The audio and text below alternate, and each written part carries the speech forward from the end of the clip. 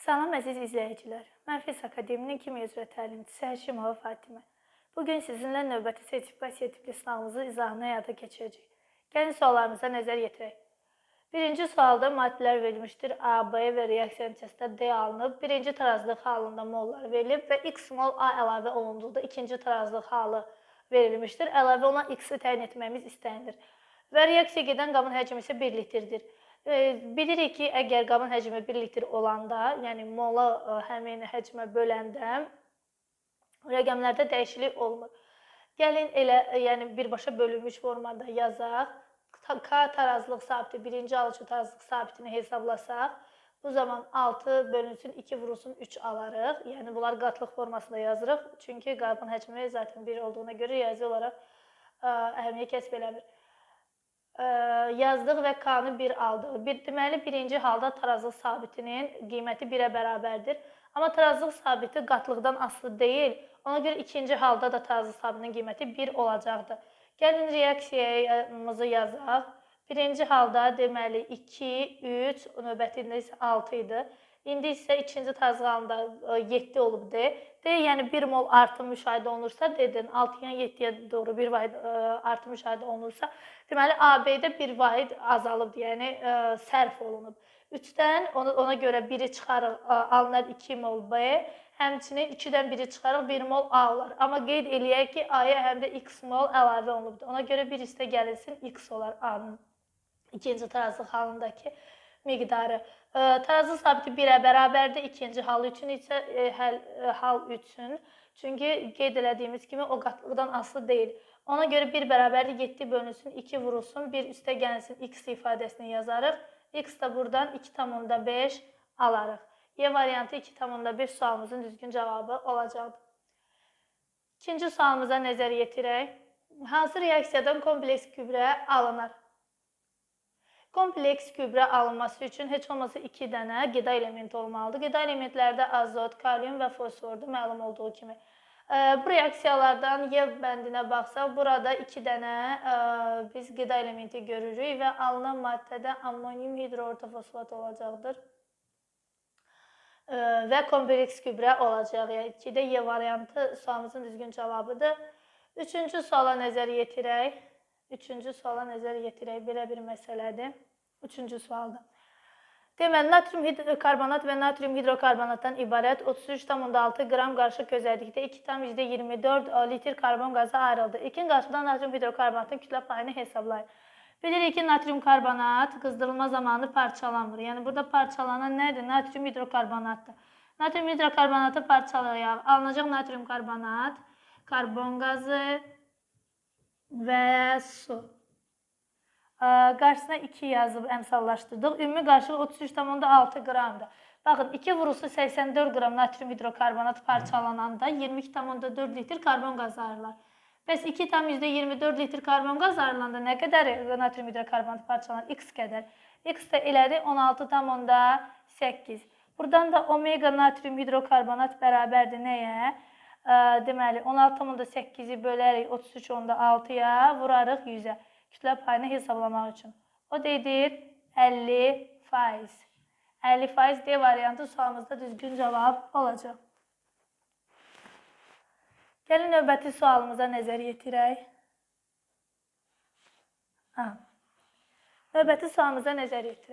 Deməli, hansı reaksiyalardan dəmir 3 hidroksid alınır? Birinci reaksiyada alınan maddə dəmir 2 xlorid və ya su olacaqdır. İkinci reaksiyadan bəli, dəmir 3 hidroksid çöküntüsü alınacaq.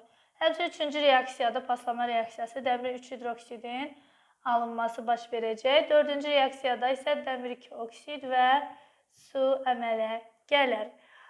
Bizdə dəmir 3 hidroksid 2-də və 3-də alınır. 2-3-Y variantı sualımızda düzgün cavabdır. Deməli, gəlin 5-ci sualımıza nəzər yetirək.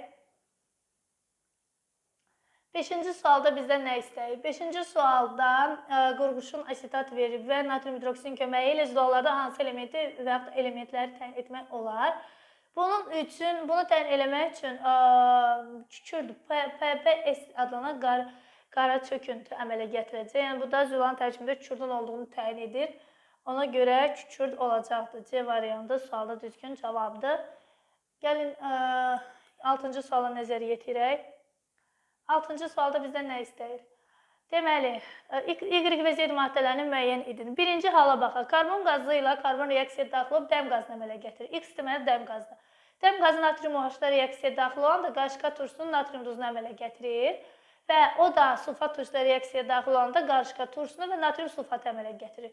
Bizdən isə Y istəyir, ikinci və Z-dir. Y olacaq qarışqa turşusunun natrium duzu, Z isə qarışqa turşusunun özü. Y variantı sualımızda düzgün cavab olacaqdır. Gəlin 7-ci suala nəzər yetirək. Hansı reaksiyada 2 qat duz alınır?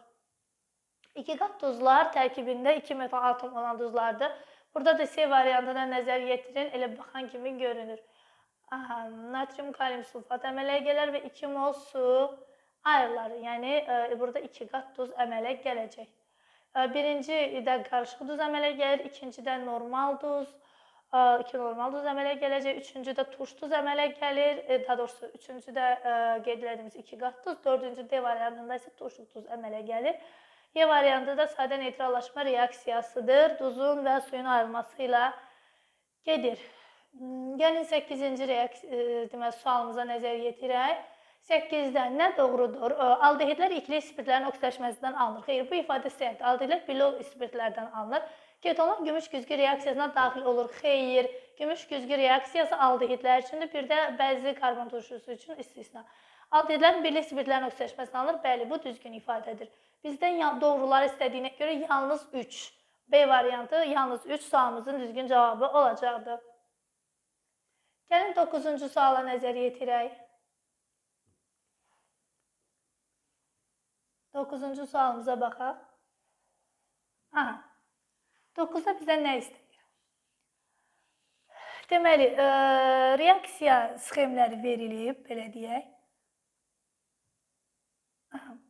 Reaksiya sxemləri verilmişdir.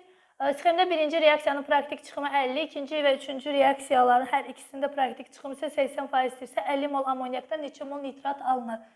Gəlin həll edək. Deməli, bu reaksiyalar qısa tənliyini yazsaq, məsələn, amonyakdan birbaşa NO-nun əmələ gəlməsi. 1 mol amonyakda, yəni əsas burada mərkəzi atomların sayının bərabər olması. Azotlar bərabərdirsə, yəni reaksiyanı bu formada yaza bilərik. Birinci reaksiyanın 50 mol amonyakdan. 50 mol, birdən birdirsə 50 mol amonyakdan da 50 mol NO əmələ gəlməlidir. 50 mol NO nə vaxt əmələ gəlir? 100% olanda praktik çıxım. Amma bizə nə deyir? 50%dir. Praktik çıxım 50%dir. 50-dirsə X. 100 mol, 50 mol 100% isə 50% X mol. X də eləyəcək 25. Deməli, ikinci reaksiyaya artıq 25 mol NO daxil olub. Bu o deməkdir. İkinci reaksiyaya 25 mol NO daxil olmuşdur. Gəlin, indi davam edək. İkinci reaksiyaya nəzər yetirək. Bunu təyin edirik ki, 25 molu daxil olub. Daha doğrusu ikinci reaksiyaya. İndi NO-dan NO2-ni alırıq. NO-dan NO2-ni biz almağa çalışırıq. Deməli, 1 molundan 1 mol əmələ gəlirsə NO2 qazı, 25 molundan da 25 mol əmələ gəlməlidir. Nə vaxt? 100% olanda çıxım. Amma bizə deyir, ikinci reaksiyada çıxım 80%. 80%dirsə, 80%-də X mol reaksiya daxil olar. X də eləyir neçə? Edir 20 mol. Yəni 80% çıxımla biz 20 mol NO2 aldıq və 20 mol NO2 artıq 3-cü prosesə daxil olacaq. Gəlin onu qeyd edək.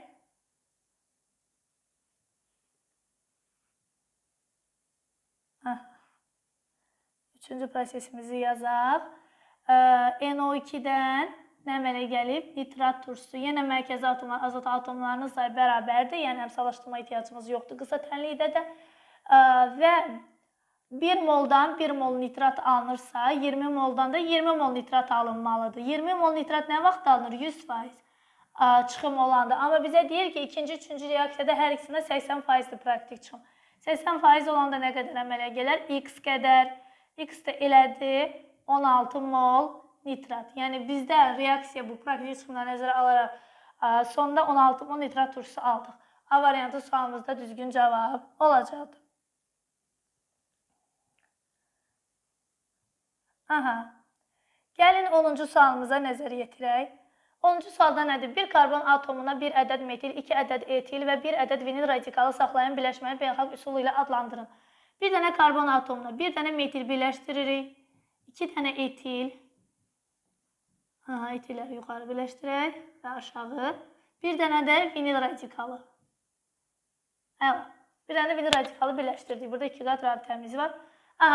Və bu birləşməni beynəlxalq nomenklatura ilə adlandırırıq. Əlbəttə 2 qat rabitə yaxın olan tərəfdən və 2 qat rabitənin rabitəli karbonların daxil olduğu bir zəncir seçirik və bu formada 1, 2, 3, 4, 5.